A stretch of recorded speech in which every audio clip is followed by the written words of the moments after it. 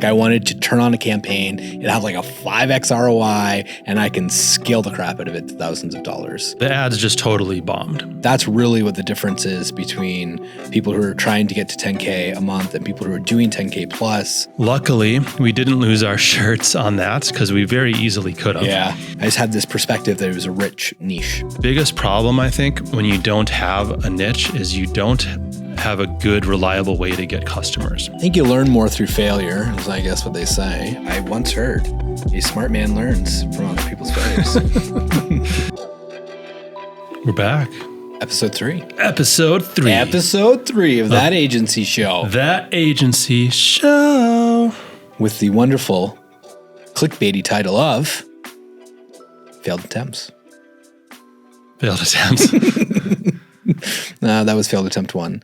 Yeah, that was our failed attempt at coming up with a reasonable working title for the episode. We even refused to use AI to try and filter it through. We knew that we could fail this one on our own. So why are we doing this? Well, I think you learn more through failure, is I guess what they say. But it is important to understand and reflect on and hear things that didn't go well, because the things that don't go well are what kind of build the foundation for the things that did go well. Yeah, I heard a quote once from a high school teacher. Very credible. Who knows where it originated, but it's a great quote. A stupid person learns from their own mistakes. A smart person learns from the mistakes of other people. I like that. I like it. Yeah. Now, of course, you can learn from your own mistakes too. But much better to learn from other people's mistakes. Absolutely. Yeah. So we're going to share some of our mistakes when it comes to trying to get to 10K a month as an agency owner. Yeah, I think that's a good frame, because there's a lot of mistakes in like when we're doing 100K a month or 500K a month and stuff like that, and we can talk about that. But I think what is really important to your point is getting started, and the failed attempts getting started before committing. Because I think that that's really what the difference is between people who are trying to get to 10K a month and people who are doing 10K plus, are that they're committed to one thing, generally, in kind of a general sense. Yeah, and the stuff we'll be talking about wasn't necessarily even mistakes. It was just stuff that didn't work out. And maybe the only mistake was that we didn't see it through far enough for whatever reason to have success. In reflecting on mine here, that's 100% the common denominator, is that not one of them I didn't give enough chance, and that I think in any of these, even for yours, we could have been successful at any of them. Yeah. But they just didn't have as many legs, or it wasn't the right time, or whatever it might be. Right. It wasn't the right fit for us. We didn't have the right passion. We were missing a key ingredient of it. Like, okay, this is a great model, but how do you actually get a client for this model? Yep. And so in no way is this like a list of things people shouldn't do. It's just a list of things that we failed at, and we'll try and articulate why we failed at them. Yeah, and all of these failures we learned from, and we're able to apply those learnings to where we are now, to get to where we are now. So hopefully you can take some learnings from these also and help accelerate your growth. Knowing where not to step is the only way through a minefield. Yeah. Or maybe you'll take one of these ideas and think, man, those guys just messed that up. Yeah. I could do that a lot better. That's a great idea. Oh yeah, there's successful people doing every single one of these things. Yeah. Hands down. So let's start with you. The first thing I kind of tried to do in terms of like niching down, because this I think is important for an agency. Yes, there are agencies who are successful and they do anything and everything. These are very few and far between. And if it's a big enough agency, they probably didn't start that way. They probably started in a specific niche. But even if you think of like a generalist marketing agency, they're usually niched down just in their city. So they do actually have a niche, even if they're offering anything and everything. But yeah, for the most part, if you're trying to start something and fail at it as a marketer, it's because you tried to niche down and you tried to go after a specific type of client and or you tried to just offer a specific service. And if that didn't take off, well, it was your fault for one, because I guarantee you there's someone successfully servicing every niche in the world with every service in the world. So it didn't work, it's your fault. And all of the stuff we're going to talk about, totally our fault, totally my fault that these things didn't work. But I'll still give you plenty of excuses as to why they didn't work and why I'm, of course, not to blame for my own mistakes. Absolutely. First thing I really tried to do, once I realized that, okay, people were paying for Google ad services. So remember, I still had the junk removal business. And I thought there was something there. I wanted to make that work.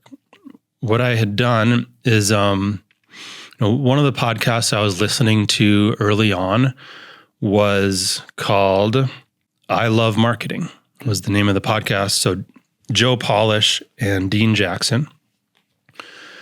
And this was the early days of podcasting. So this is one of the only podcasts that there were. I think I actually got into it because I had gotten into Neil Strauss and like his book, The Game. And he actually got interviewed on this I Love Marketing podcast. So that was the first time I listened to the I Love Marketing podcast. It had nothing to do with marketing. I was just like trying to listen to an interview of Neil Strauss. And then you found out that The Game was just all marketing. Really got into that podcast, binged on it, ended up going to an event that Joe Polish was speaking at. So what Joe Polish did, he was a carpet cleaning guy. He had a carpet cleaning business, and he started doing marketing for his own business, learned how to market carpet cleaning businesses, and then eventually started a marketing company just for carpet cleaners. So carpet cleaners would basically pay to use his marketing systems that he had developed for carpet cleaning.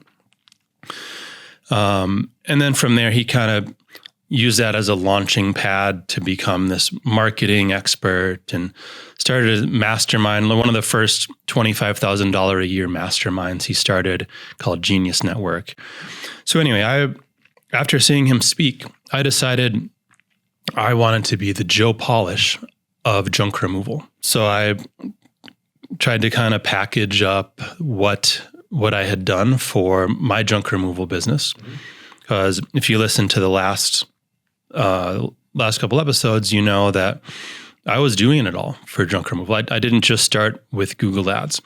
I was doing SEO and print advertising and direct mail and Facebook ads and had all these systems. We had a call center that would take our calls and schedule our appointments for us.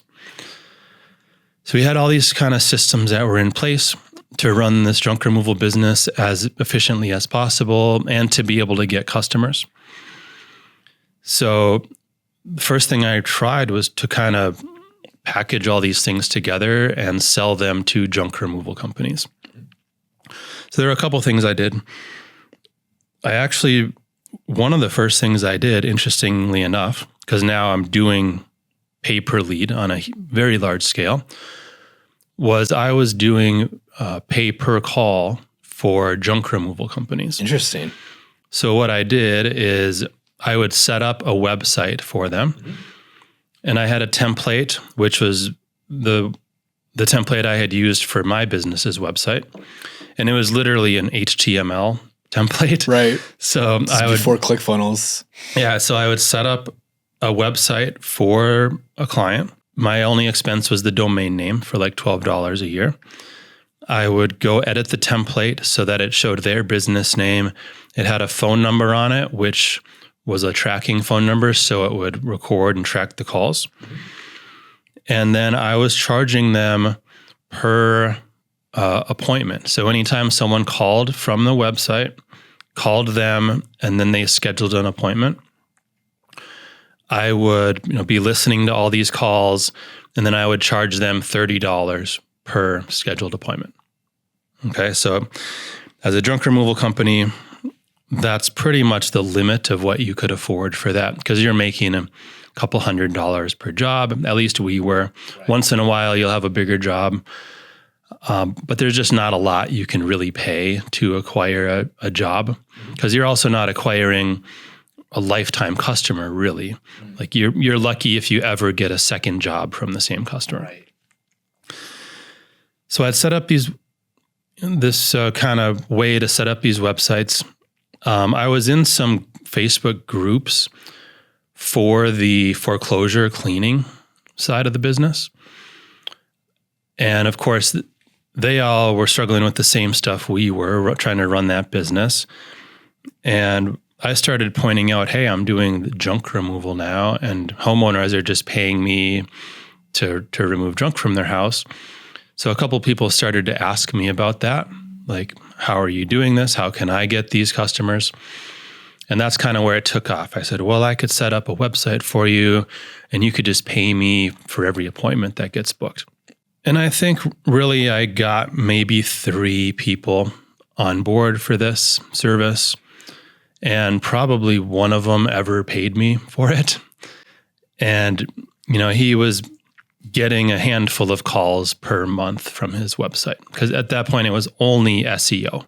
I wasn't running Google ads or bringing any other traffic to the website. Mm-hmm. So very low success rate in terms of I didn't have many clients.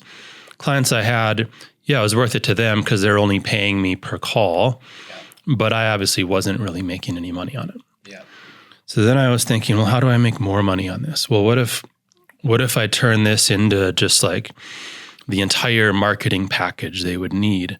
And we're going to do the website, but then we're going to do Google ads, and we're going to send postcards for you.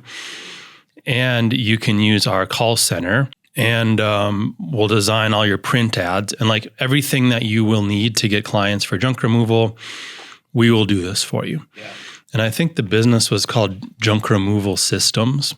And obviously that the name hasn't even stuck with me because it never took off, right? And I was partnered on that still with my partner from the junk removal business. So that was kind of under the umbrella of junk removal. So set up this Junk Removal Systems website, tried to promote it, but I didn't really know what I was doing. I was still just kind of in these Facebook groups trying to talk about the virtues of junk removal as opposed to foreclosure maintenance. And the amount that I was trying to charge for this comprehensive marketing plan was a lot. I don't remember what it was, but it was way too much for any guy with a truck to pay me, because that's who these junk removal people are. It was guys with a truck, maybe a guy with a truck and a trailer. Yeah, and in these groups of people who are trying to make money doing the foreclosure stuff too, right? Like, hoping that they're going to transition into junk removal, and hopefully they're going to spend all this money on your systems. Yep. So it was thousands of dollars a month because I had to work the ad spend into it. So it was like the ad spend, and then I was probably trying to make like $700 a month per client, but then they were going to have to spend a couple thousand on advertising, and really didn't get a single client from that. Didn't successfully figure out how to market it anywhere to get any clients. It was priced, I believe, too high for the industry, especially something that was just kind of starting out. People pay more than that to have a 1-800-GOT-JUNK franchise. So it's not like the money doesn't exist, but yeah, I just couldn't figure it out. And again, that's on me. I couldn't figure out how to get clients for this thing, but I definitely didn't make it very easy on myself going after the industry that I went after. Right. What do you think you could have done differently? I think trying to sell this whole thing as a package just was never going to sell.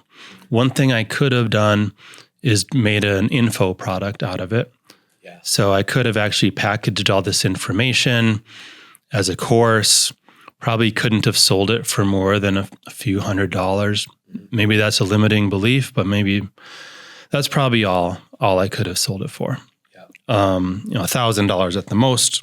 I could have done that. I shouldn't have done that. Starting a course on junk removal marketing, I'm very glad I didn't go down that path, but that could have been an option.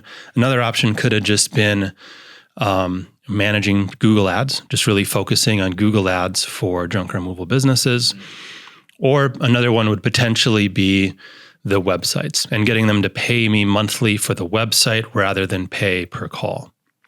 Right. Kind of like a hosting fee. Yeah. But at the end of the day, I don't think it was a good industry to ever go into in the first place. There's maybe a handful of people in each city that are doing this, and most of them don't want to spend any money on marketing. And if they do want to spend any money on marketing, they are going in on a franchise. They're going into a franchise. Right. Yeah. And it's a very franchise dominant industry, like very much so. Yep. So that was kind of the attempt I made at doing a marketing business under the umbrella of the junk removal business, and bringing that partner along with me, because he didn't have anything to do with marketing. He was just kind of a boots on the ground junk removal guy. So yeah, that didn't work. So when I ultimately started doing the marketing freelancing and working for all these types of businesses, that's when I branched off to do my own thing without a partner. Very cool. That was failure number one for me, I would say. Yeah. How much time do you think you invested in putting that whole thing together? I was maybe spending 10 to 20 hours a week on that for like a month. Right. And then maybe for a couple more months, just spending some time here and there to try to see what would take off. But yeah, a lot of it was just in the planning of it and building out a website for it, and trying to get the word out for it. But there too, I don't know how else I could have gotten the word out really without spending a ton of money on like sending direct mail to junk removal companies or something like that. Right. So for me at the time, it was really just a couple of Facebook groups where I was able to be active in the group and try to show people what I was doing. And that worked to the degree that it could, bringing in a couple people. But other than that, yeah, it just wasn't working. Interesting. Yeah. Lessons learned. Definitely a more complicated and overpriced product for the market. Yeah. So moving over to the other side of the table, what was your first big failure? I think it was in affiliate marketing. I talked about like the one-on-one coaching I got in the last episode. I really got taken by this concept that I could like run ads. I could like literally be running an ad account with a credit card from my laptop in my apartment and be making money and not have to worry about fulfillment, not have to worry about customers or anything like that. So affiliate marketing was definitely my first like love, and I really wanted to figure it out. I also like at the time didn't have a tremendous amount of experience with digital ads or anything. I probably spent a few grand here and there testing it. And talking about before, my introduction to Google Ads was just out of high school, actually, when I think I wasn't even a meat cutter yet. And I discovered ClickBank. I'm not going to explain what ClickBank is, but you can just find products there and get a commission if you sell them. And there was a World of Warcraft guide. And I remember, and it was like a $5 guide, and I got $4 of that if it sold. And there's like penny clicks on Google at the time, especially around the keyword for World of Warcraft. And I like set up this ad. I spent like $40 and got 2 sales. And it was like, I had no idea what I was doing, right? So it was like every keyword I could imagine that even slightly related to Warcraft in like all broad terms, one ad, just threw money at it and got a couple of sales. But it was like, I made like $8 and spent 40. And so I was like, well, this is it. And I shut it down. But I think about that now and go, holy shit. I probably could have made a lot of money with that. Just thinking about how cheap those clicks were, how I had zero optimization, like if I actually like did targeted keywords and had tracking set up, and how successful that would have been. But that was like my first attempt. So what I knew at that point was like how an ad platform worked. And I knew that there was what affiliate marketing meant. And then like going through the grocery business, you learn very quickly like the 80-20 rule. Not like overtly, but in a grocery store, like weird like boutique style grocery stores, very much like Whole Foods. So they had like 4,000 to 5,000 SKUs. 80% of your revenue came from 20% of the products. And then like 80% of that 80% of revenue came from 20% of the 20% of the products. Like it was very, very clear that like you made a lot of money on a few items, and all of the other items in a grocery store, especially like a Trader Joe's, Whole Foods, Farm Boy, like I was working at, are tests. They're SCAGs, right? Like they're single keyword ad groups. They're just testing things over and over and over again to try and see if they'll bubble up to one of the high volume SKUs. So there's a lot of overlap in how a grocery store procures product and how media buying works. Like 19, maybe 20 when that happened, my first ad campaign with the Warcraft book. And so like it just always stuck with me, and like this concept of it, and then going through and learning business in grocery stores, like it was always there. And I'm sure I took a few shots at it here and there. Like I remember having some website builder account in my 20s. And like I just remember it like rebilling once for the year for like $400 and me freaking out. But yeah, so I was still working. I was still like a store manager or something at the time. And I was going to try it again. So I don't think I bought a course. I think I was just watching stuff on YouTube. And it was ClickBank, and there's these product on ClickBanks, and it was sexual enhancement pills is what it was. And I found this thing on like YouTube and then this other website about like how to sell them on like porn sites. And so like putting ads up there. And so I remember trying that, and the same thing happened. I spent like $200 and I made like 2 sales and made $50. But like I freaked out and shut it all down because I didn't have any money, right? Like I was spending money I didn't have on a credit card that I had no way of like really paying off at the time. But like, again, it was just another taste of like, it was possible. So when I had finally quit Farm Boy and I was really taking this more seriously and I really wanted to make affiliate marketing work, is when I did that one-on-one consulting I spoke about in the last episode. And the promise is that he had a campaign that was already working. So for me, I already knew that the difficulty of it was like having enough budget to be able to test through enough ads and test through enough targeting to find targeting and ads that work together and that were profitable. And so when I saw this offer, the appeal to me was, oh my gosh, he's going to give me the targeting and the ads that work together, and it's going to be immediately profitable. In retrospect, to find out that his campaigns weren't actually working, and what he was doing was charging $10,000. And then he was basically, it turns out he had like 10 or 20 of us coaching clients. And what he would do is give me one set of targeting, one set of ads, and tell me to go run it, and I pay for the ad spend. And then he'd do that with the next guy and the next guy and the next guy. And to give him credit, what he was trying to do was find a winning set. And then once he found it with one of us, he would make the rest of us replicate it.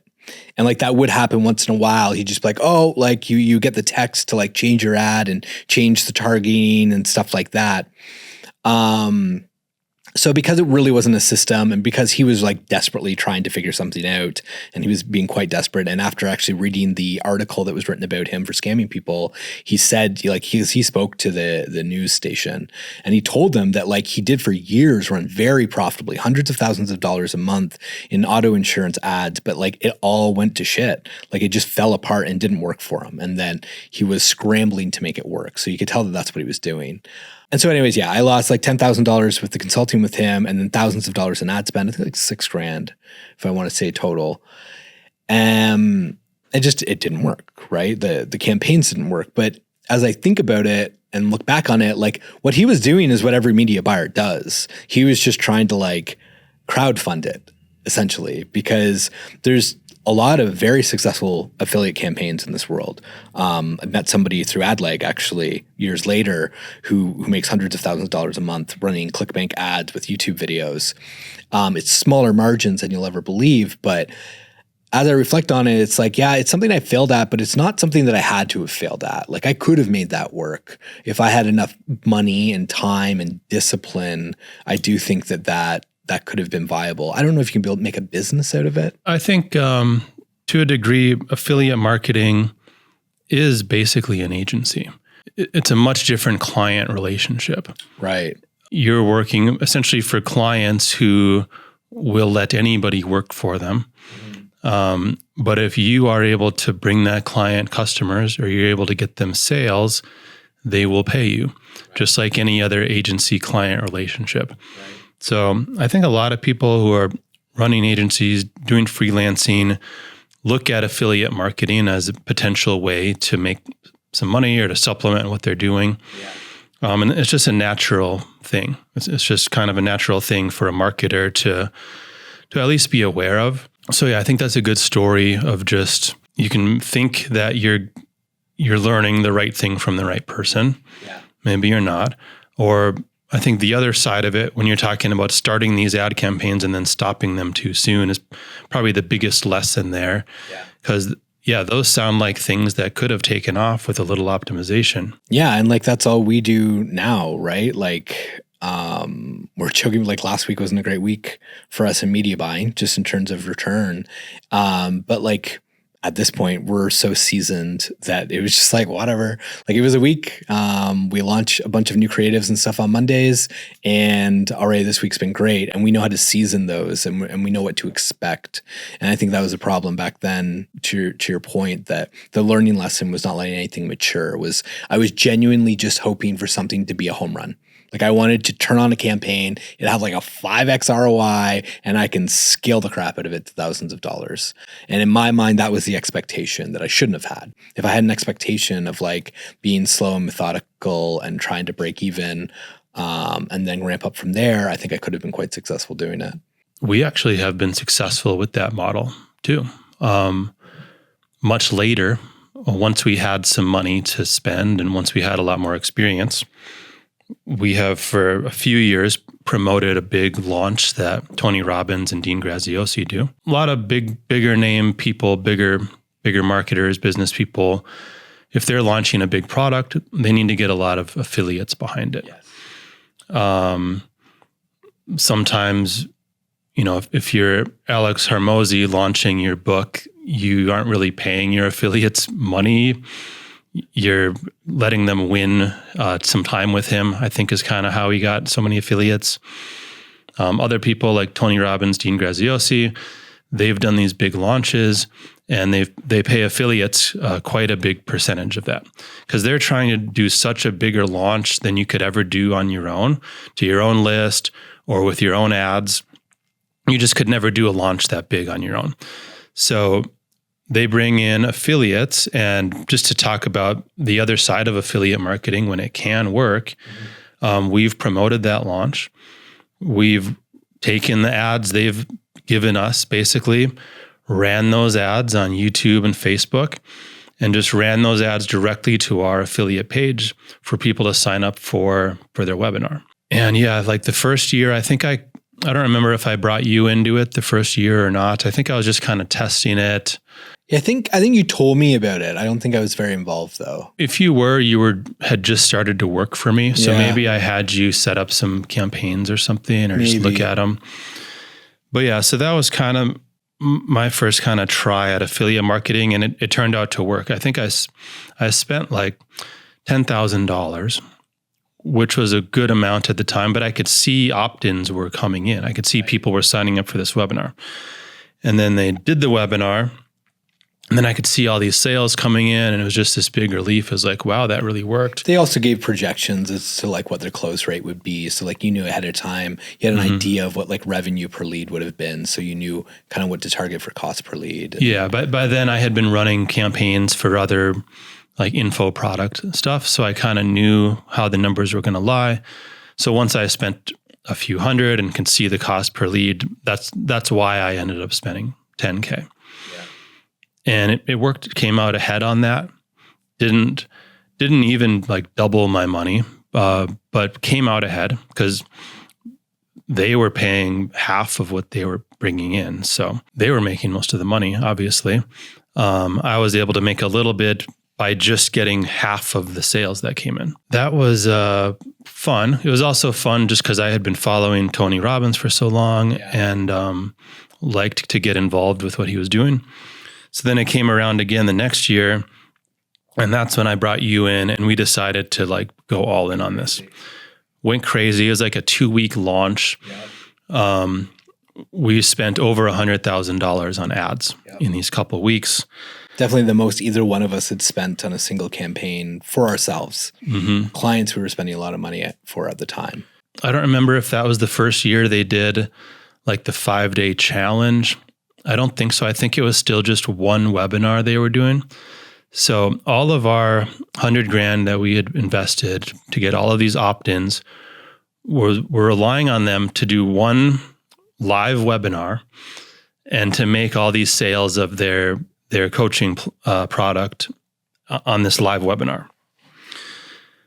That year, the conversions weren't as good as the first year. Didn't they screw up the pitch or something? Like they didn't get to the pitch till day 4 and like 3 hours in or something. It was supposed to be a 2-hour day or something. Yeah, I think it was a webinar. It was one webinar, but they didn't get to the pitch for like 3 hours into this live webinar. And they did what they could to make up for it in the next days and like do these follow-up sessions. And they had their own email sequence, of course, to try to make more sales after the live webinar.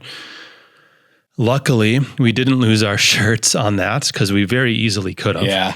We lost. Oh man, we thought we were going to win the opt-in contest, which was going to be like a 10K bonus. Yeah. And then we didn't because for whatever reason, we got disqualified for it. So like we didn't get that 10K that we were expecting. Yeah, they had a contest, whoever could get the most opt-ins. Mm-hmm.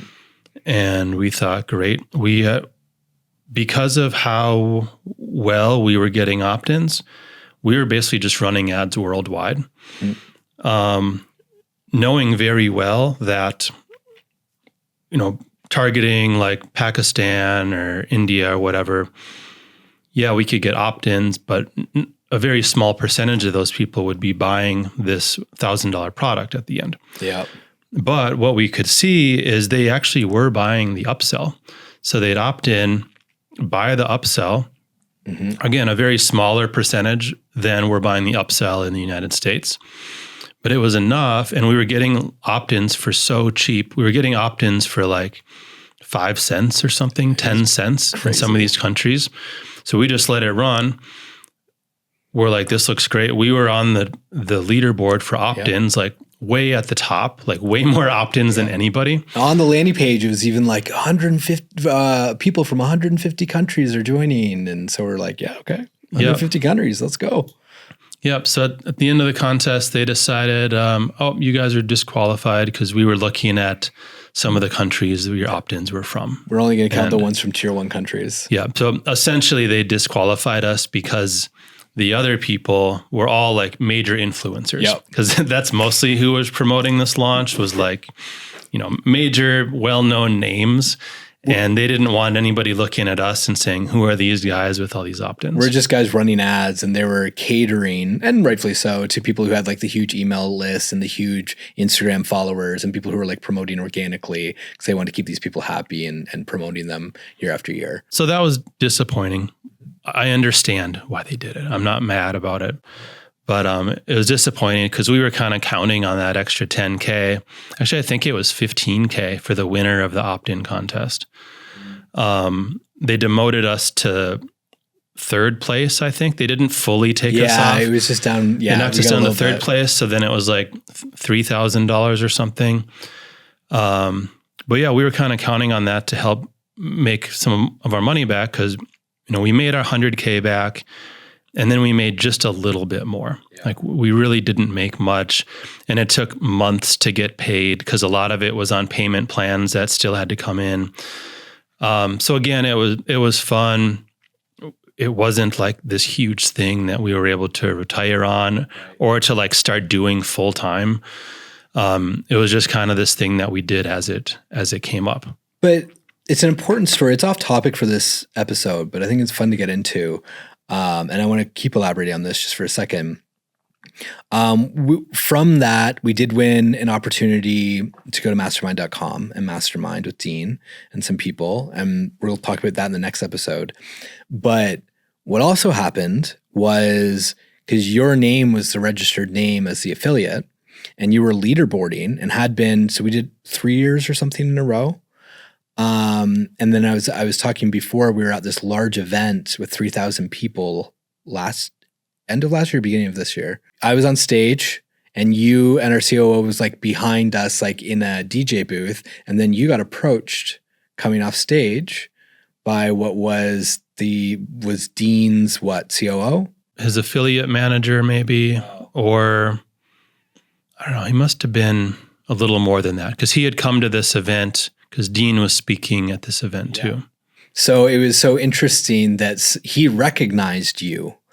And because of that, this is like, because we didn't do last year or something like that. So we had skipped a year and he came up and was like, knew exactly who you were from being on that leaderboard, and was like courting us into trying to promote this year's thing. And we were like up to like 1 a.m. talking to him at one point that night, in a hotel lobby.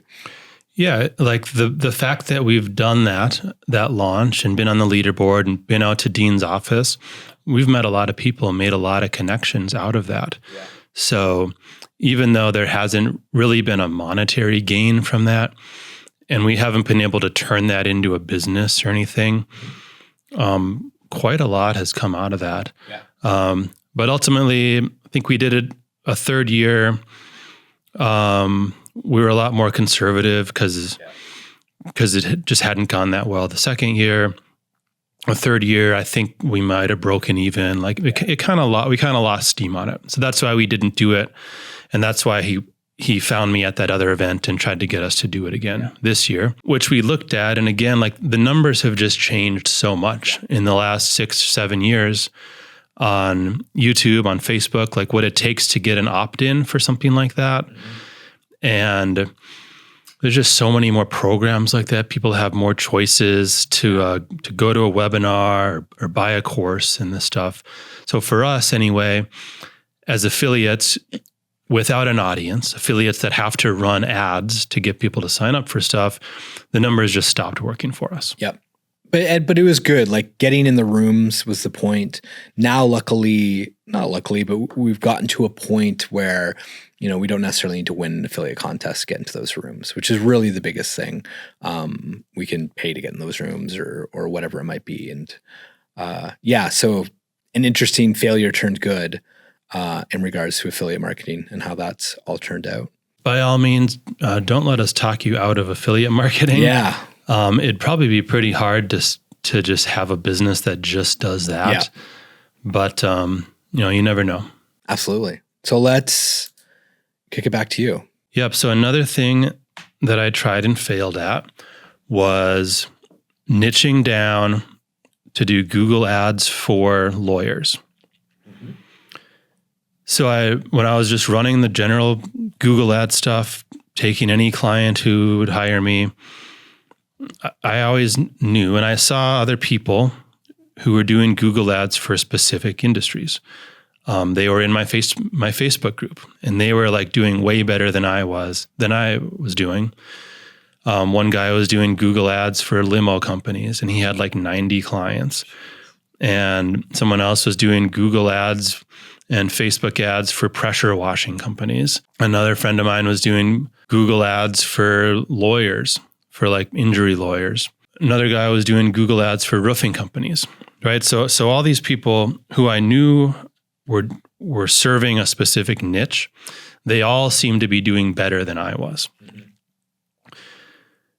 So I decided to go after a specific niche that wasn't junk removal. I'd been there, done that. So the niche I chose was lawyers. And just pulled it out of the air, like these guys make a lot of money, I'm sure they can pay me? Yeah, so I had a couple lawyer clients at the time. Okay, from the Fiverr gig? Yeah, they'd come out of Fiverr. So it was like a family law attorney doing like divorce and stuff like that. I had another lawyer client. I don't remember what they were doing, but I think they were doing personal injury type stuff. So I had a couple lawyer clients, and I knew lawyers was a good industry. I knew that they spent money on ads. So I decided I was going to go after lawyers and do their Google ads. So my method of doing this is I kind of modeled a friend of mine who was doing ads for roofing companies. Mm-hmm. He had built out kind of this training page. It wasn't even a course. It was just like one web page. And he had 5 or 6 videos on the page teaching roofers different things about marketing their roofing company, like teaching them the importance of reviews and like how to get better reviews, teaching them about search engine optimization, teaching them how to optimize their website for conversions. And he just kind of had all this stuff built out. And then there's a call to action at the end of the page, basically to hire him to do this stuff. And I knew he was doing well. I knew he had several dozen roofing clients as a result of this. He had run ads. Before I ever met him, I had seen his ads on Facebook that had tons of engagement. You could just tell these were successful ads that had been running for a while. And the ads were basically just bringing people to this free training resource page that he had put together. So I modeled that page. I put together, I think, 5 videos on marketing for lawyers and different stuff about bringing more people to your website. And once they're on your website, how to get more people to contact you. And once they contact you, how to get more people to a consultation, and then how to charge more, and just all this stuff, including stuff I really had no business teaching lawyers how to do, like charging more. Easy for me to say, but I don't know how that even works. But I put together this page, really good stuff, like about basically kind of walking through getting the traffic to the site and then maximizing the value of that traffic. Right. And so that was basically a lead magnet. Yep. Mm-hmm. That was the lead magnet. So the plan was to bring people to that site, and then they would watch these videos and they'd see how much of a genius I was. And then they would want to hire me to run their Google ads for their law firm. Got some Facebook ads together. It's actually relatively easy to target lawyers with Facebook ads. So I did that. And the ads just totally bombed. Really? And I don't know exactly why. I know they weren't great ads. I didn't put as much time into the ads as I should have, as I could have. Because I just thought if I could at least get them to this page, because I had put a lot of time into making this page and recording these videos, and these were really good videos. I thought if I could just get them there, then that's all I needed. So unfortunately, I didn't put much into the ads themselves. I probably had 2 or 3 different ads that I tested, spent quite a bit on those, spent thousands of dollars on those Facebook ads to bring people to this page, and ultimately didn't work, didn't book a single call. I didn't have a single attorney reaching out to me wanting me to run their ads. Outside of running Facebook ads, I had no idea how to get in front of attorneys, and I definitely didn't know a more efficient way to get in front of attorneys. So when the Facebook ad route didn't work, I just kind of gave up on it and decided it was time to move on. Wow, interesting. I didn't know this story. That's really interesting. It's like lead magnets before lead magnets were cool. What do you think you could have done better? Would you have what if you're going to do that now? Would you collect an email, build a list? I think I just needed to be better at getting the traffic, at testing a lot more ads that were going to bring people to that page. Because I don't even know, maybe the page would have worked if I had enough people that saw it.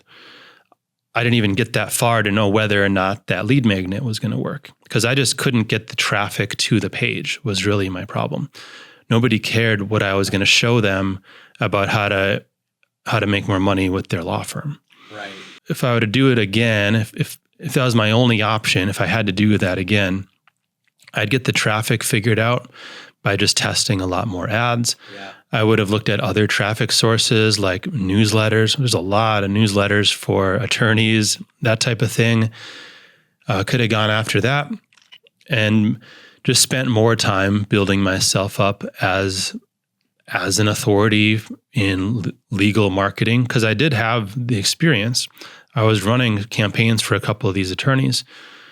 I didn't get testimonials from them ahead of time. That probably would have helped. One of the things that probably had the most potential of anything I've tried, and just didn't work because I couldn't get couldn't get the people to pay attention. Yeah, need to iterate on that offer and the hook. And yeah, but I also could have put out a lot more content on YouTube, just like putting out bits and pieces of this content for free, having people find it that way before I tried to get them to consume 6 videos in a row. Right. Yeah. Or maybe even just putting the 6 videos on YouTube and not trying to bring them in through this Facebook funnel. Yeah. Although it's a pretty interesting funnel. Like, it worked for the roofer friend of mine. yeah. That's why I did it, because he showed me and I knew the results he was getting, but I just couldn't make it work. Lessons learned. And again, not to dissuade anybody from trying it. I'm sure there's probably a great way to do it. So back to you, Drew. Let's hear about your next failure. Yeah. So touched on the last episode again, coaches and hypnotherapists. So I was really interested in coaching and hypnotherapy. Maybe the theme here is that I was just trying to try something new and get out of retail. But I got into like NLP and hypnotherapy and communication when I was like on my path to like try and learn to be a leader and whatnot, when I was in the grocery stores. So it's kind of how I got my first taste in that. One of the things I did sign up for was the Robbins Madonna's Core 100 life coaching program that Tony Robbins did with Chloe Madonna's. It's like 100 hours of Tony teaching how to do change work like he does. I got into that. At that point, I'd already gone through like a hypnotherapy program and I really enjoyed it. And there was a lot of people in this program, like a ton. And it was really, really surprising to me. But I went through the program. Like everything else, I did not take a lot of action. I did not try and get clients. I did not try and actually help anybody. But it was really, really interesting to me. And then a couple of months later, I was on an email list, Madonna's email list, and her daughter and husband did an in-person like life coaching week-long thing in Santa Barbara. It's called SI Strategic Intervention was the name of it. So they were kind of marketing it to us because I would assume that the Core 100 shared an email list with them, and that's why I was on it. So they're marketing to like, if you've been through the Core 100, this is like the week-long application of it and like other things and like how to get clients and actually work with clients one-on-one. I remember we did not have the money, but I bought it. It was $2,000. I put it on a credit card and the whole travel on a credit card and went out to Santa Barbara. I was still working at the grocery store at this time. And I went out there. It was a really interesting week. I had a lot of fun. I really enjoyed it. But that room was packed. Like there was probably 300 people who'd spent the $2,000 to be there and do this. And they were like talking about how this person just Ubered in from LA and they were talking to the Uber driver and sold the Uber on this like $3,000 coaching package of 10 hours and charging $300 an hour. And like, they were really selling the dream that like life coaches make a lot of money. And hypnotherapists in that world, it was the same thing, right? Like you could charge $1,000 to help somebody quit smoking. Like you make all of this money and you can do smoking cessation in 90 minutes or 2 hours if you're good. Sell the result. Sell the result. So I was really biased with this perspective. And I never really did anything with it. I just thought it was interesting. And then so fast forward, I end up quitting Farm Boy, quitting the grocery store, and trying to do my own thing and do this marketing. And that's how I thought of the coaching and hypnotherapy, because I was like, these guys make a ton of money. Like they're selling $3,000 coaching packages to Uber drivers. Their hypnotherapists are making $1,000 for one person that quit smoking. I could reach out to them, get them traffic through Google or Facebook, and they could pay for this stuff. Like this would be great. I just had this perspective that it was a rich niche. So that's what I started doing. And what I learned really, really quickly, and I had some ideas of funnels and whatnot at this point, and all of their websites sucked. So a few of them would rank really high in Google. So if you looked up life coach in Grand Forks, you would get a bunch of results. And if you went to the page, they're typically very outdated or just look terrible. So I was like, this is perfect. My hook in here would be tell them how terrible their website is. Have a templated landing page like you were talking about that I just need to update with their headline and offer, and then just run ads to the headline or run ads to this landing page, get them leads, book them appointments, charge them $1,500 a month plus ad spend. this is a slam dunk, and I can talk the lingo. I'm a certified life coach. I'm a certified hypnotherapist. I've been to these trainings. Like, I can drop the Tony Madonna's names and all this stuff. So I thought it was perfect. So that's when I started the outreach I was talking about in the last episode, where I would screenshot their homepage, put like a fake play button on it, and send it out to like 100 or 200 people a day. Did you have your own website? I did not. No. Okay. I literally didn't. It's funny. Oh, you know what I did? I had the consulting.com templated website. So I was Drew Carrell with my face and the headline, like, I help life coaches and hypnotherapists get more clients. Okay. Yep, I did have that. And it's when I got my Carrell Media email, actually. So Carrell Media, and so that was my website. I'm sure we could look it up in the Wayback Machine. And so I started reaching out, and I did get responses, which was really quite interesting. And I'd sent multiple looms to people telling them like how they could improve their website, how they could convert better. And it was really, really interesting. And I started like taking calls with them to talk about it. Again, I'm in like this headspace that these guys make all this money. Turns out they don't make a lot of money. I think anybody would be hard pressed to name the top hypnotherapists in their city. They're just not that popular. And like, they might make $1,000 to help somebody quit smoking, but they help 2 people a month. It's not that there's people searching for it and they're just not capturing it because there's so many hypnotherapists. It's that like a lot of people just don't do that anymore. I think it was like a fad in like the 90s. So that didn't work out really well.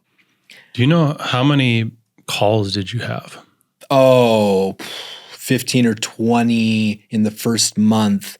And then by the second month, I probably took like another 10 and then I was over it. So I probably 30 calls tops. How were you reaching out to them? Literally an email. So I go to their website, I'd screenshot it, do the fake play button, send an email being like, hey, I just recorded a video about your website and a couple of things that might be stopping people from booking appointments with you. Like basically saying that their website might be broken and that I did a video showing what was wrong with it. And so when they would respond and be like, oh, the video's not working or whatever, because it was just an image they couldn't click on, I would then actually record the loom and send it to them. And then from there, I would ask them to book a call. So I definitely sent hundreds of looms. Would you say thousands of emails? Thousands of emails, for sure. Yep. Hundreds of looms. Yep.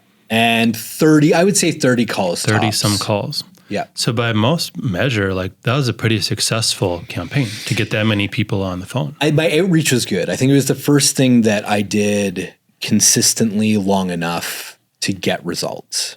What I wasn't quick enough at identifying, maybe I was quick enough, I just don't give myself enough credit for it, was identifying that it was just not a good niche. Hypnotherapists just like, they don't make a lot of money. There's no hypnotherapist making 50 grand a month and that want to spend 10 grand a month on ads. And what were you trying to charge them? I thought I was going to charge them $1,500 a month and $5,000 in ad spend. Okay. Was kind of the initial offer. It just didn't take. There wasn't one of them that had the money for it in the 30 calls I took, and the life coaches. And so this is when it kind of got sticky, is that all of them wanted to barter with me. So it'd be like, if you make the landing page and start running, like, let's start at like $10 a day and start running traffic and I'll give you free life coaching. And I was just like, what the hell? So I was literally getting life coaching from 3 people at one point. So you took them 100% I did. Yeah, because my idea was like, if I can just get one of them a result, I now have a case study that I can like talk about. But it was just a bad niche. It just wasn't worth it. And like coaches, like I was not far enough down the marketing rabbit hole to really understand like life coaching is a terrible business. Now, if you're a CEO coach to help CEOs who are overwhelmed to have better balance in their life, that coach might do well because they have a good offer, right? But a lot of these people were like, they went through Robin Madonna's Core 100 because they're not happy with their lives. That's why I did it. That's why most of these people did it, was because they were just consuming all this content. So they're like not completely put together, which is why they're in the industry. And so like they don't really have anything that's sellable. Like they can't present themselves very well. They're not confident in helping other people out. They just like weren't in business. And I think I spent too much time like fantasizing how well they could do and not actually like taking the feedback that like, no, these people are desperate and they don't know what they're doing and they need business consulting. They don't need marketing, because marketing only amplifies a business. It doesn't save a business. So I got lost in that. Got a lot of life coaching out of it. It was great. A couple hypnotherapy appointments because I smoked at the time. So I was just like, yeah, well, I can be your case study and you can be my case study. I still smoked after every session. Yeah. But you don't smoke now. I don't smoke now. So maybe it was just the timing. Yeah. So anything else you learned from that, or anything you think could have been done differently? I think I learned a lot about offer. I think the outreach was quite well. I think knowing the people that I did help, I didn't help with ads. I definitely helped with helping them like be more specific with their offer, and like really niche down and like not try and be a life coach, but try and solve a solution for a specific set of people. And I think a lot that resonated quite well and helped a lot of people. It helped me stop fantasizing about that industry, which is good, because I was really wrapped up in like me wanting to do that. And because I also think I also had a seed in my mind where if I could make it work for them, I could do it for myself. And I'm glad I didn't go down that rat hole, because it could have definitely wasted a lot more time. But I think what would have been better is if I did what you did for junk removal. I think if I put together, not what you did, but like that concept, like if I put together an info product for them and help them specify offer and results and marketing, that could help that industry a tremendous amount at the time. I'm sure that's already been solved now. So yeah, the next thing I want to talk about wasn't really a failure. It just didn't grow as big as I wanted it to. And I don't think it could have really grown any bigger than it did. But it was a viable and successful business for what it was. After I had been doing Google ads for several years, I'd already had my 10K months, hadn't quite gained traction with my agency yet. What I decided I wanted to do was help local business owners in my town. None of them really would work for Google ads. There just aren't enough people searching for anything in Grand Forks, North Dakota, that a business can spend that much on it and justify paying someone like me to help them with it. So yes, like they should be running Google ads. There's just not enough money in it with a limited population of less than 100,000 people. So I knew I couldn't really help them with Google ads. I don't really know why I wanted to do this. I just wanted to meet more local business owners and just kind of be more involved in the local community. I was working at a co-working office at the time, so I knew some entrepreneurs, but it was more virtual type entrepreneurs like myself. I wasn't really meeting other business owners in the city. The thought that came to be, and I don't remember if it was my thought or the guys that I partnered with, but we basically partnered together. Me doing paid ads and this other business doing videos. So it was basically a video production, creative agency. They're local. They make lots of ads for local businesses in the area. I was able to use these videos as ads, run the ads on YouTube and Facebook, and then generate leads for the local businesses. So that's basically what we did, is partnered up kind of 50-50, where these other guys would make the videos, I would make the funnel and run the ads, and I would set up like an email autoresponder. So we'd bring someone in through the ad, and it would offer something for a local business, like get like 30% off at this restaurant, or get your first dental cleaning for $30. Just kind of these offers that I knew could really do well for local businesses. Because by this time I had gone through and seen like different courses where people were teaching these types of funnels. And I understood that if you ran an ad with a good offer, you could get a lot of people to opt in for that offer. And I think we were charging like $3,000 or $4,000 for a campaign, an ad campaign, which basically meant they would get these videos. We would run ads for them for about a month, and we'd get them all these leads for their business. And then hopefully we'd rinse and repeat and keep doing campaigns for them forever. ran some great campaigns, like in the sense that we were getting a lot of leads. We were getting thousands of local people to enter their name and email address in order to get these coupons, essentially, or these reduced products or services from local businesses in the area. And it was actually like pretty fun. I liked working with the video company. I liked seeing these results for the campaign, because I could see we'd launch a campaign and then we'd just start getting leads right away. They were just rolling in. Ultimately, what limited that business, for one, like the businesses getting these leads didn't necessarily know what to do with them. Yeah. So, what do you do when you're a local dentist and 1,000 people give you their name and email address and they get like an automated email voucher for a teeth cleaning? Right. Like they didn't know what to do with that. So some of those people would sign up for their teeth cleaning. From there, like, did the dentist have systems to get that person to come back again? Was the dentist reaching out to everybody else that had opted in who didn't come in for a teeth cleaning? Like they basically weren't doing any of this. So me generating 1,000 leads didn't matter at all. All that mattered was out of that, maybe like 25 people took it upon themselves to call the dentist and schedule the cleaning. And then from there, the dentist couldn't really track whether or not that person came back again. These businesses aren't really used to working leads. Yeah. They're just a local business. They've had their name out there for 10, 20 years, and people just go to them.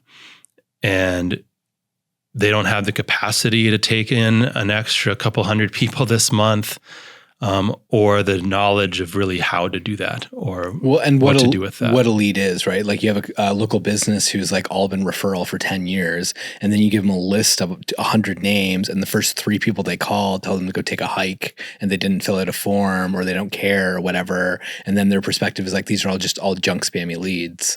And it's like, no, they're direct response from social media, and like not every one of them is going to be a close. This is what I went through with the chimney sweep company, was that they just weren't used to it. Luckily, they just hired a sales manager and he was great. But a lot of these local businesses, like they make 2 phone calls to 2 different leads, and both leads aren't a close, and they just throw their hands in the air and they're over it. Because they're expecting every call to be a close because they work on referrals. Honestly, like these businesses didn't even get that far. Like they weren't calling anybody. They were just relying on the campaign to get people to call them or to get people to come into the restaurant. And we did have some results. Like we had some great testimonials from some of these customers saying like how they had the busiest month they've ever had, and like stuff like this. But even so, and even if that was true, which I think it was, did they hire us to do that campaign again next month? Like, no. So it wasn't something where they were hiring us to do it again. For the local area here, it was pretty expensive to be spending like $4,000 to advertise their business for a month. There just aren't a lot of businesses around here willing or able to spend that much. Ultimately, it just kind of ended up fizzling out, where I think we did campaigns for 7 or 8 different businesses of different types, and just kind of fizzled out. It wasn't going to scale up anymore. And, those guys had their own video work that they were still doing on the side. I still had my business that I was running, and yeah, we just kind of went our separate ways again. It was a fun while it lasted type of thing. But ultimately wasn't the thing that was really going to take off for me. Do you think if it was like in a larger city, it could have? Yeah, I think the model itself is decent. I think the concept is decent. It would work much better if you could only work with businesses who understood leads and understood how to work leads. That was where the disconnect was with a lot of the clients. And of course, we didn't make sure that they were going to know how to work these leads. We didn't try to teach them how to work a lead. So they ended up with all these leads and all these emails and phone numbers and just didn't do anything with them. So yes, if we were in a bigger market where there were just more businesses that wanted leads and because they knew how to work leads, yeah, it was a good model in that sense. Yeah.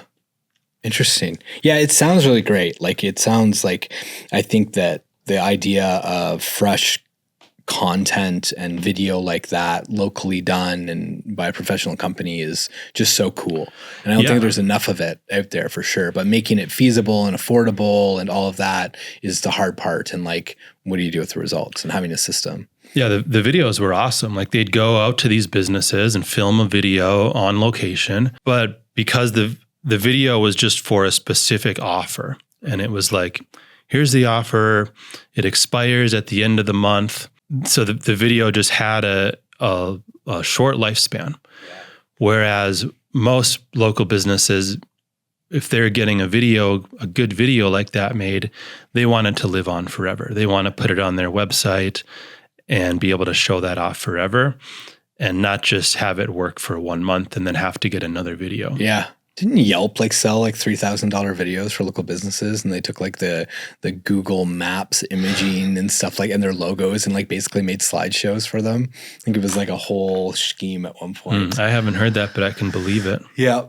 I think it's so interesting because when you see a local business that has a well done video, like of course it's going to rock. Like it's absolutely going to rock. And a couple of the videos lived on. Like one of the clients was a yoga studio, and there wasn't a time frame. And we were able to offer just a free class. Yeah. Right? That's a very easy thing to offer for a yoga studio. So they ended up having that video on their homepage, and they had a link for people to sign up for the free class, and great for them. We only got paid for it once, right. So be interesting to like sell a package of like 4 per year, like make seasonal ads for a local business or something. And then each year it's a whole new package or something. Yeah, I could proliferate on this. Yeah. We did try that. Yeah. We tried to make it a monthly thing where like every 2 months, I think you'd get a new video.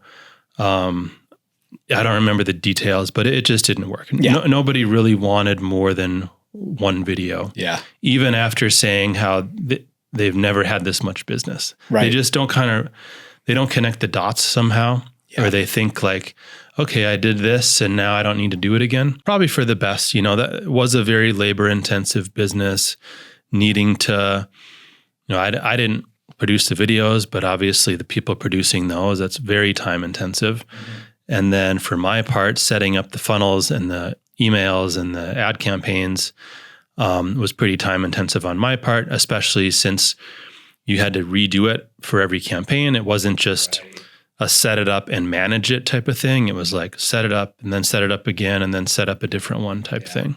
No matter how you looked at it, there was definitely a ceiling on that business.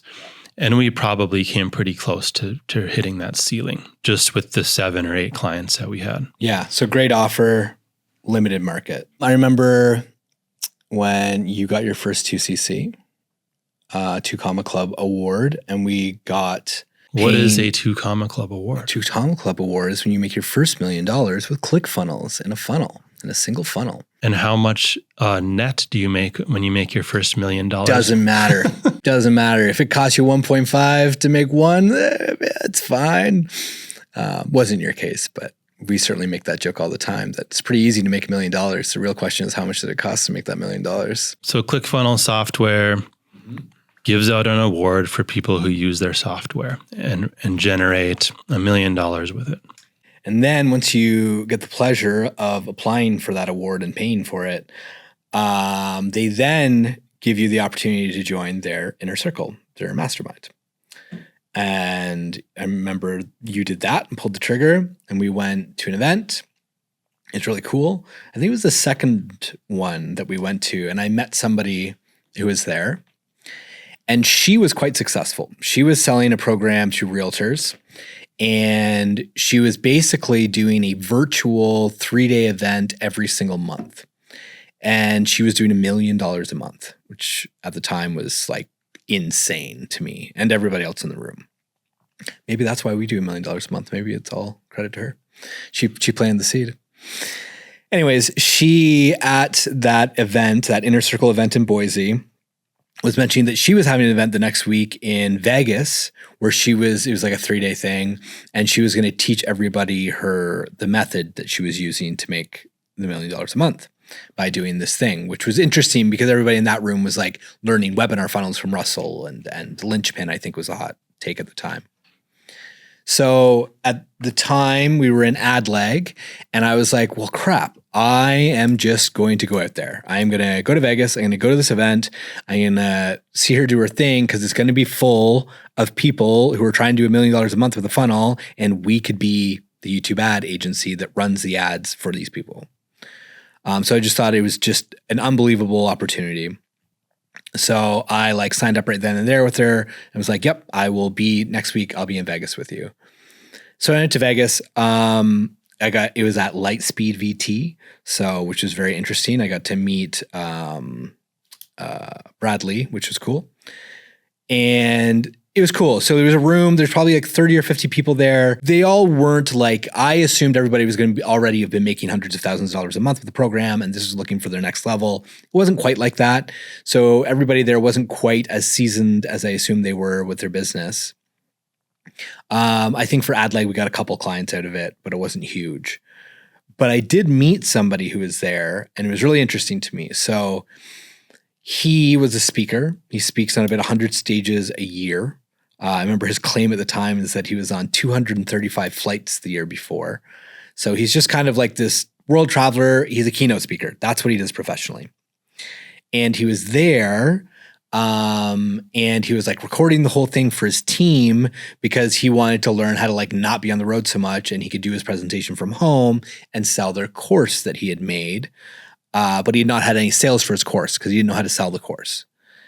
And so we got talking and the content at the event wasn't really great. It was just so far over everybody's head, including his, that he kind of left there like more confused than anything else. And to me, he was this professional, well-known keynote speaker. He had a course that had exactly to do with what his keynote was about. He was about the neuroscience of communication, and that's what the course was. And so I was just like beside myself, like going, hey man, like, why don't you sell your course off stage? Like, here's an idea. When you go and do a stage presentation, get permission. Maybe you like take half your keynote fee and ask people to pitch at the end. Or if they don't want you to pitch, maybe it's QR code to a free lead magnet. And then we can wrap them into a webinar to sell your product. Like I was godsmacked because he had traffic. He just didn't know he had traffic. And so I was looking at it as like, you don't have an ad spend issue. Like you don't have to worry about ad spend. You just have to learn how to pitch your course and like learn how to like tell people to scan a QR code when you're on stage.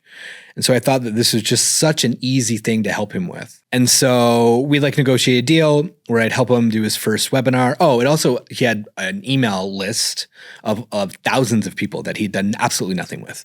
And his Instagram had just blown up. He just got 1 million followers on Instagram because he had 3 videos go viral back to back to back. And I was like, we're just going to promote a webinar organically to your Instagram list or to your Instagram and to your email list. We're going to fill it up and then you're just going to pitch your course at the end of it. Like this is so easy and I'll get a percentage on the back end and that's how I'll work for you. What didn't work out about this whole thing and why this is on the failed attempts is that I got really excited about this. And what I was overlooking was that he obviously like just didn't understand this side of things. He had a team, but his team didn't know anything about marketing. His team was like there to help him book hotel rooms and flights. It was a course because he got a book deal. So he had basically a ghostwriter go through and write a book for him. And then he took like the chapter of each book and like talked about the chapter title for 10 minutes and uploaded all this content on Vimeo or something. And so like that was his course that he was trying to sell. So he didn't really have a course, didn't really know what the course was offering. He didn't know what the value proposition of the course was. And he had no way of funneling people into the course. And so I just got really wrapped up in basically being this guy's CMO. And like setting up their Go High levels, setting up their Zapier account, trying to explain to them how to post on Instagram to get people into a webinar, trying to explain to him how to do a webinar because all he knows how to do is keynotes. And keynotes are very different than a webinar, very different. And there's no pitch. He has no idea how to pitch or sell anything. And he felt weird selling things. So that was awkward. So how is this different than just a client hiring you? Is it because basically you were offering yourself as a virtual CMO? Basically, I guess I didn't recognize it at the time because I just assumed he had more things in place than he did. So what happened was I offered to like help him put together a webinar to sell his product, and to find out they didn't really have a product, he didn't have a funnel, and he didn't know what a webinar was. So I kind of got looped into trying to train him and his whole team on all of those things. And it just ended up being a lot.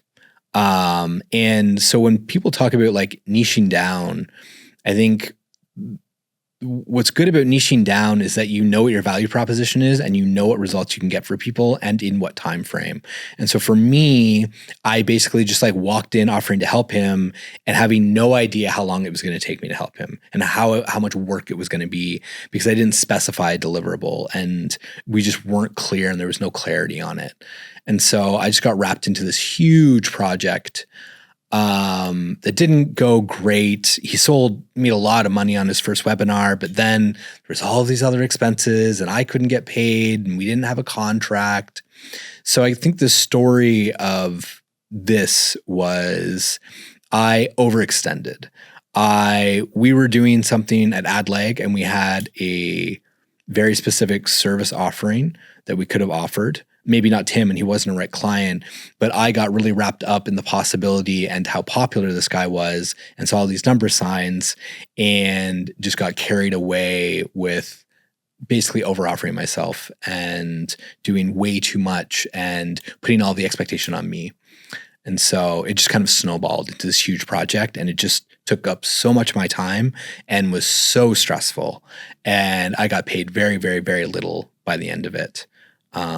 Because of a bunch of other things that happened. You think this outsourced CMO model could work for other types of clients, or is there some other service you should have offered him? I think if I wasn't doing anything else, I think if I was a year prior or whatever it was, Drew, and I had no clients and I was just desperate to make money, then it would have been great because I would have learned so much, right? I would have learned the entire thing, like all of marketing top beginning to end, and I could have just negotiated a salary rather than try and get a split, which turned out being so messy. So I think it's a good model for certain people, but understanding that when you're a CMO, what you're basically doing is going, I'm going to assume all of your marketing, anything related to marketing, and that entails a lot, especially for a business that doesn't have a product and you still need to make a product for. So I think it'd be great for certain people if that's what you want to do. You really want to go deep with one client. And I wasn't prepared for that. I was not prepared for that at all. I wanted to run ads. I wanted to run ads to a funnel for them. And it just wasn't what it was. Do you think you could make it work with multiple clients who you were the virtual CMO for? Only if the offer was very specific. Like if I said, I specialize in creating a webinar deck and a pitch deck for your product, a funnel and ads to that funnel, and was very specific on those deliverables, yes, I think it could work. I don't think you could just say, I could play fractional CMO for you, because there's absolutely no way of understanding what that scope is until you get into it. So there could be a model where you're going to be fractional CMO if you have a very good like discovery process and knew exactly what you were looking for and knew exactly what the outcome was that you were trying to get for the client. I just don't think there's a lot of businesses that are that linear. In this case, certainly not. I think it's a very messy model. I think that if you want to scale and if your aspirations are like ours, where like we really enjoy being business owners and not necessarily operators, although we're enjoying operating right now, I don't think you can do that as CMO. I think you need to like have a very specific offer because you can penetrate the market with a better offer. You can really sharpen your deliverables and you can hire a team to do that. I think as something as large as CMO, it's just too hands-on. It's a job. You're applying for a job. Right. So the last thing I'll share here is really just the first 4 or so years of AdLeg when I was still freelancing, but I was calling myself an agency. At first, I got the website marketingbykyle.com just because I thought it was funny. I was kind of poking fun at like photographers. It's always like photography by Jane. Right.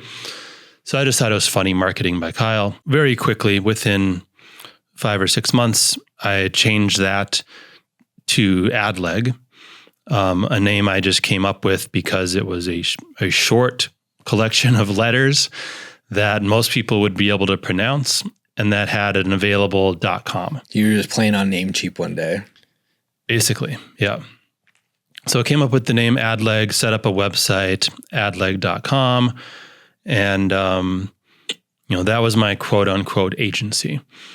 Well, like I said, for 4 years I was basically just freelancing, and what I was trying was just Google Ads. I thought that was a good enough niche for me, at least to a point. I knew it wasn't, and like I said, I was trying to niche down to lawyers and do this other stuff.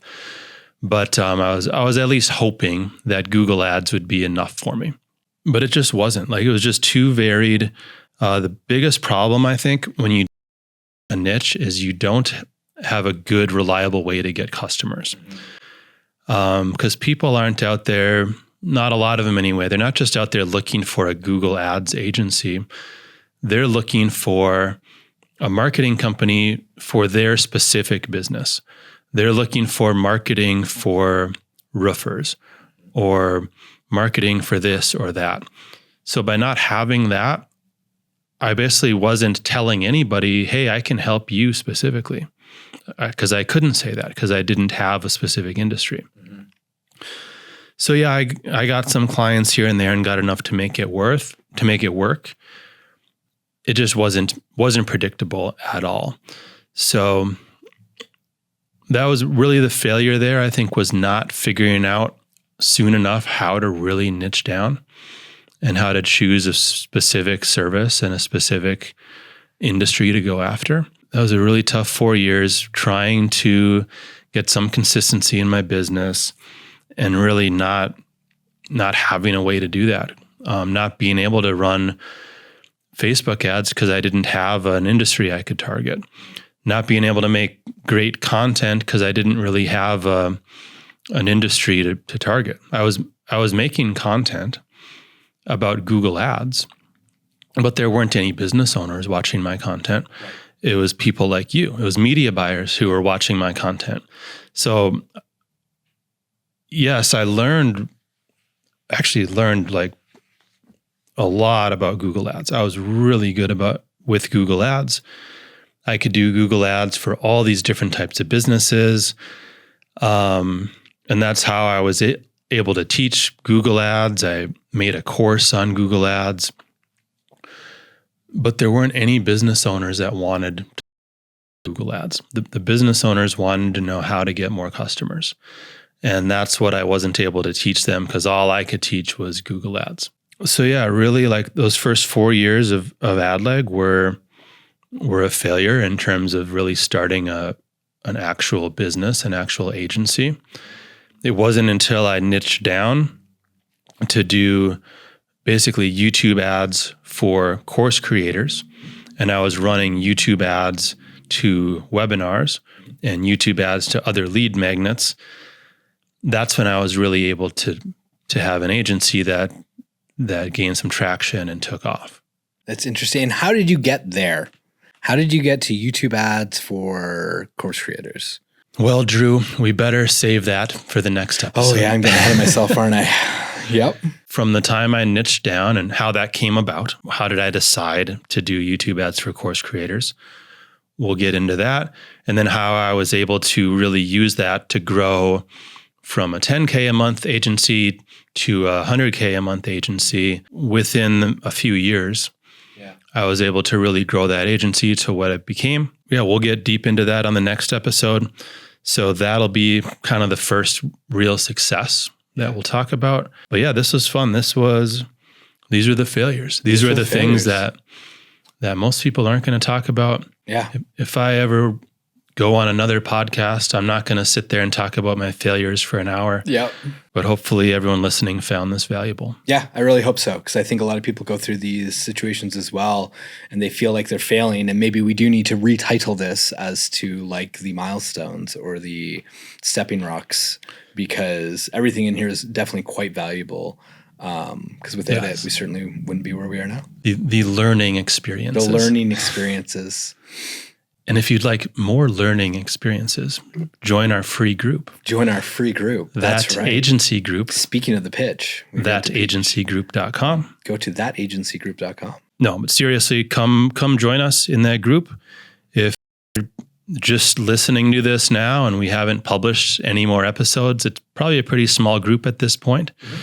If you're listening to this 3 years from now, and you're just going back to binge on this show, hopefully it's a much bigger group. Yeah. But either way, come join up with us and other agency owners, because we're just talking about agencies. We're just talking about growing agencies in that group. It's a great time. I hope to meet most of you through that group. Yeah, and share your failed attempts as well, because I once heard a smart man learns from other people's failures. All right. We'll see you guys in that group, and we'll see you on the next episode. Cool. Till the next one.